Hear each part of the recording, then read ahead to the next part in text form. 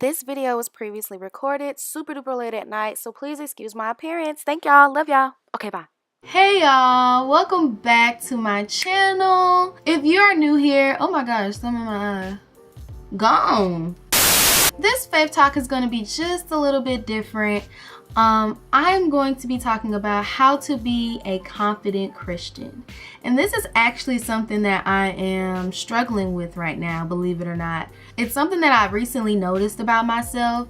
And as I was reading the word, specifically in Matthew, I just got convicted a little bit, and I wanted to share with you guys what I have learned about being a confident Christian, and also be able to practice these things with you guys along the way, and we can kind of, go through this thing together. But I wanted to get this off my chest because it's been just convicting me like heck, and I just really want to share the things that I've learned throughout the process. So without further ado, let's go ahead and get right into the video. So if you guys would just please turn your books to Matthew 5 verses 13 through 16, and I'm just going to go ahead and read it out loud, and then from there I'll tell you what I think, and I'll also read a snippet from what my study Bible thinks as well. So the verse says, I'm reading from the NLT version as well.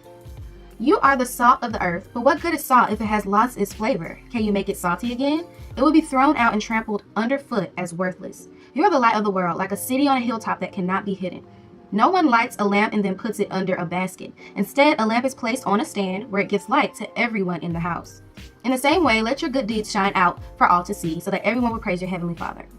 And as I was reading this, I just got shook. I was like, wow, I don't even live like this. I tend to read the Bible in public places, and if somebody approaches me, I'll try to hurry up and close my Bible.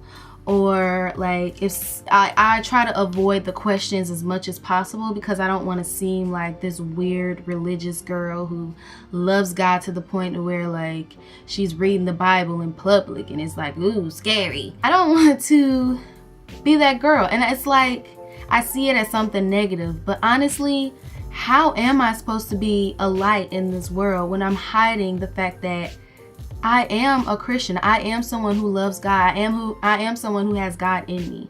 So it's girl, what you doing? Oh, I'm sorry. Let me read what my study Bible says. It says, if a seasoning has no flavor, it has no value. If Christians make no effort to affect the world around them, they are of little value to God. If we are too much like the world, we are worthless. Christians should not blend in with everyone else. Instead, we should affect others positively, just as seasoning brings out the best flavor in food. And it's how are we able to do God's work if we are hiding from the fact that we are set apart from everybody else on this world? Our friends, our close family, strangers, we are set apart, and it's up to us to live out our lives the way God intended us to, with confidence. That means if I'm sitting out in public and I'm reading the Bible and somebody approaches me, the first thing that comes to my mind should not be to close my Bible or hide the fact that I'm reading the Bible. I'm reading the Bible in public. You know what I'm saying? This is so silly to me now. It leaves room for people to become curious. And when people are curious, that opens the floor for you to do God's work and instill His word into them in hopes that it will, encourage them to live, or at least start living for God as well. It's just being unconfident in your Christian journey is you blocking the blessing that you could be in somebody else's life. And it's just why? Why would you do that? You could bless me, I could bless you, we could bless each other. It actually states that we are set apart. I think it's in 1 John. Let me find it. I found it. So it's 1 John verses 15 through 17. Yeah, 1 John 15 through 17. And it says, do not love this world nor the things it offers you. For when you love the world, you do not have the love of the Father in you. For the world offers only a craving for physical pleasure, a craving for everything we see, and pride in our achievements and possessions. These are not from the Father, but from this world. And this world is fading away, along with everything that people crave. But anyone who does what pleases God will live forever. That's enough right there. I'm shook. The things of this world are temporary. The house you have, the car you have, the clothes you have, the things you want, the things you crave and desire and lust after, they're all temporary. But what is the same forever is God. And so when we put our hearts and our souls and all of our energy into being more like this world, we become so valueless. I don't know if valueless is a word.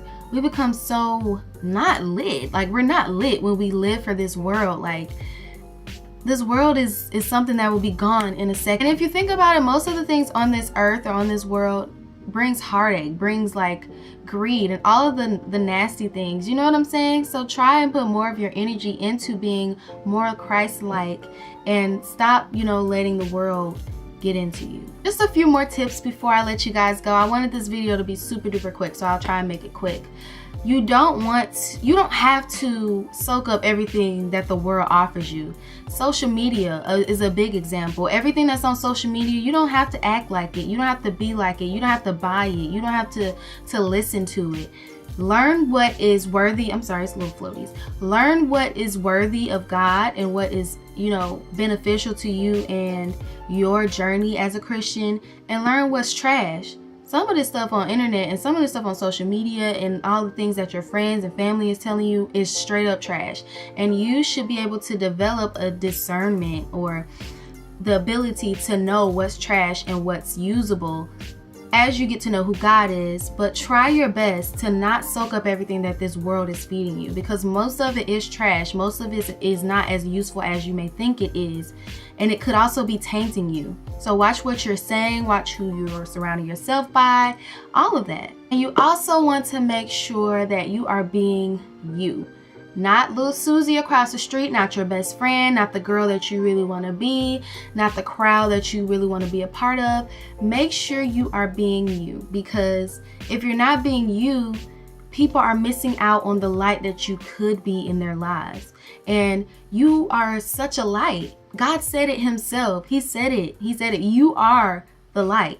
You are the salt of this world. You are the flavor. But if you're hiding it, or if you are just like not feeling, you know, trying to be like everybody else, you're losing that flavor. You're losing the value that you are, the value that you could be. Being that light will help you get your friends to maybe see it. Maybe they won't, maybe they will, but you don't have to worry about that. As long as you are living, usually people kind of get curious, but just try to not lose sight of who you really are.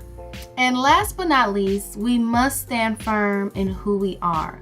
We are children of God. God is within us.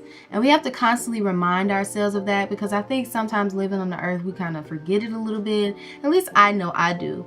So we are children of God. We have to be that example for other people who may not see that in themselves just yet.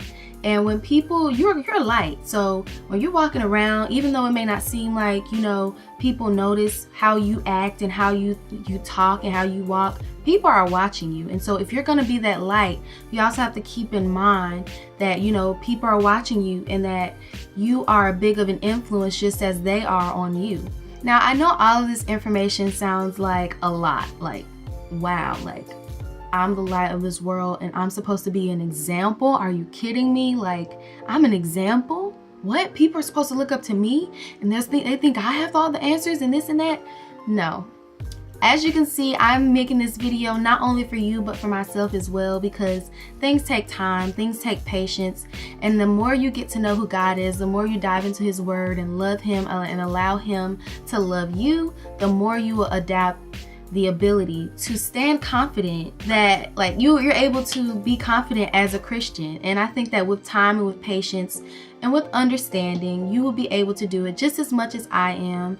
And yeah, so don't be afraid of this video, me telling you all of this and all of this that you may read in the Bible.